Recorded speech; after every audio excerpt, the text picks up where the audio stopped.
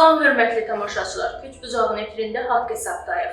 Mən Ayşən Azadova və həmkarım Tural Turandır. Salamlayıram mən də tamaşaçılarımızı. Tural bəy, bugünkü mövzumuz gündəmi zəbt edən İran mövzusu ilə bağlıdır. Yaxın bir neçə saat ərzində də İranın Hörmüz boğazını bağlayacağı ilə bağlı məlumat yayılıb. Sizcə İran Hörmüz boğazını bağlaya biləcəkmi? Artıq dünən Birləşmiş Ştatlar İranın nüvə bazalarını demək olar ki, tam məhv elədiyini açıqladı və ABŞ prezidenti Donald Trump ilə bağlı ard-arda sosial şəbəkə hesabında məlumatlar paylaşdı və görünən oldu ki, hazırda İranın əlində yeganə kozur kartı Hörmüz boğazının bağlanması ilə bağlıdır.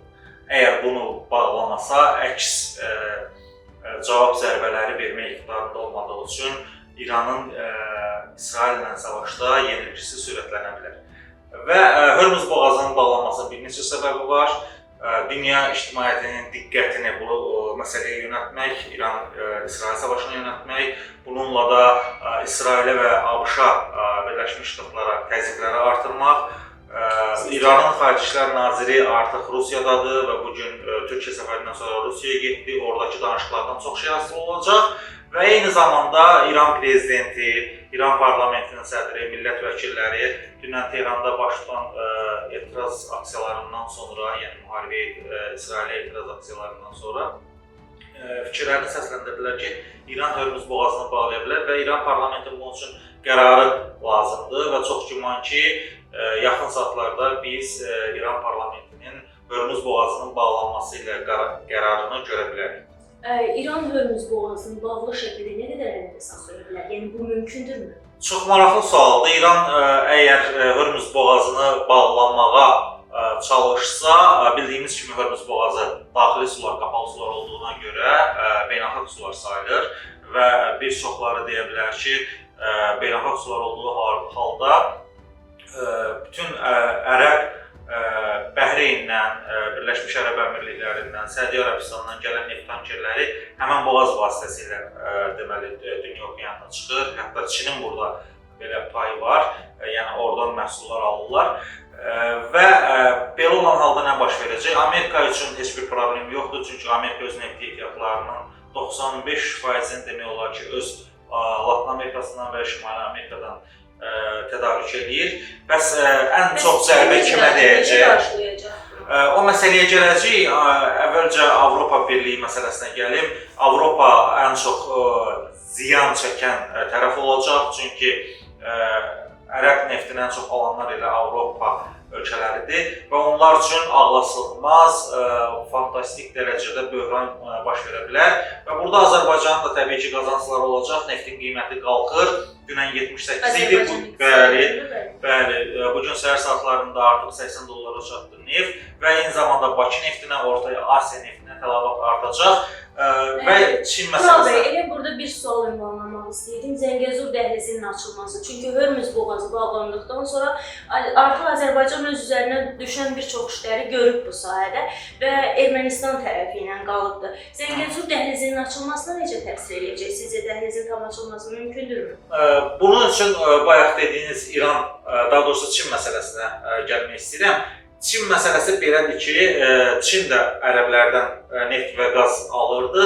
Eyni zamanda Çin İranla belə deyək də müttəfiq sayıla biləcək bir ölkədir. Hətta ABŞ prezidenti Donald Trump bəyanat verdi ki, Çinə siz inandırmağa çalışın Tehran hökumətini ki, Hörmüz boğazını bağlamasın. Amma Çinin alternativ mənbələri də var, neft ehtiyatlarını ala bilərlər. Orta Asiya ölkələri var. Hörmüzün bağlanmasına münasibəti necə olacaq?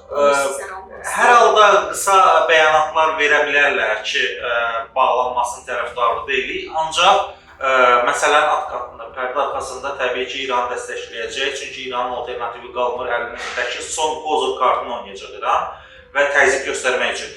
Və belə olan halda bütün Avropa ölkələrinin, eyni zamanda Çinin və digər neft, qaz tədarükçülərinin diqqəti Mərkəzi Asiya və Azərbaycana yönələcək və burada bir kəmər, bir yol layihəsinin əsas xətti olan dəhliz Zəngəzur dəhlizidir. Baxın, cənubda Hörmüz boğazı problemlər yaşanır. Eyni zamanda şimalda Rusiya-Ukrayna müharibəsi davam edir deyə Avropanın Rusiyadan qaz alma imkanları demək olar ki, məhduddur, bəli.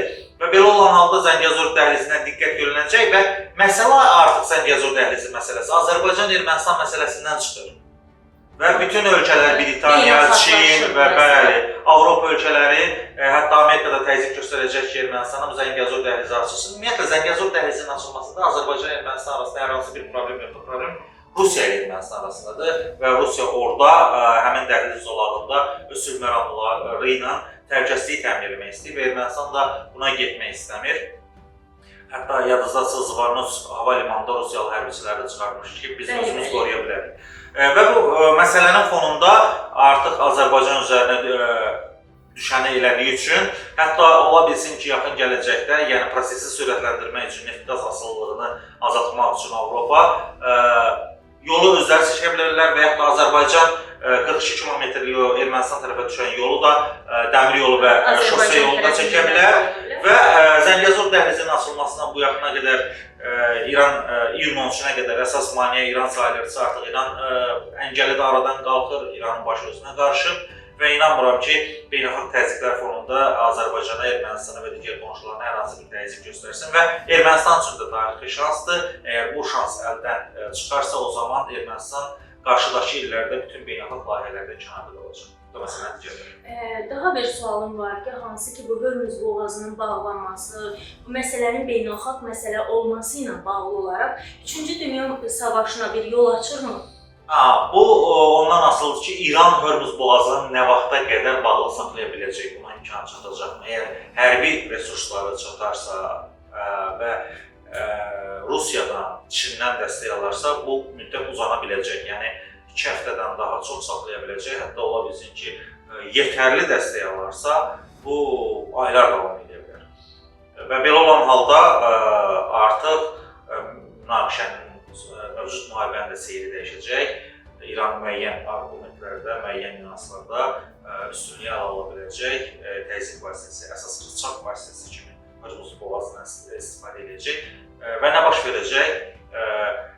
Neftə, qaza tələbatı olan ölkələr İsrailin üzərinə düşəcək ki, siz bu müharibəni dayandırın və Hörmüz boğazı açılsın. Ancaq müharibə indiki şəraitdə, məsələn, tutalım ki, yaxın bir həftədə bitsə belə, bu Hörmüz boğazının qısa müddətdə açılacağı anlamına gəlmir. Və 3-cü Dünya müharibəsi başlaya bilər o baxımdan ki, İran əgər tamamilə sərtləşsə və dediyindən dönməsə... Gözlədirmi bu İranda bu sərtləşmə? Təbii ki, əgər, yenə də deyirəm, bu tək başına İranın verəcəyi qərar deyil. Rusiya və Çin sona qədər İranı dəstəkləsə, artıq bu qütblərin savaşında Avropa Birliyi də qaza ehtiyacı var və Rusiya Avropa Birliyinə Ukraynanın müharibə fonunda neft qaz verməyəcək və Avropa Birliyi ölkələri başda Fransa olmaqla İrana hücum edəcəklər. Halbuki indiki şəraitdə Fransa ilə İranın münasibətləri çox yaxşı səviyyədədir.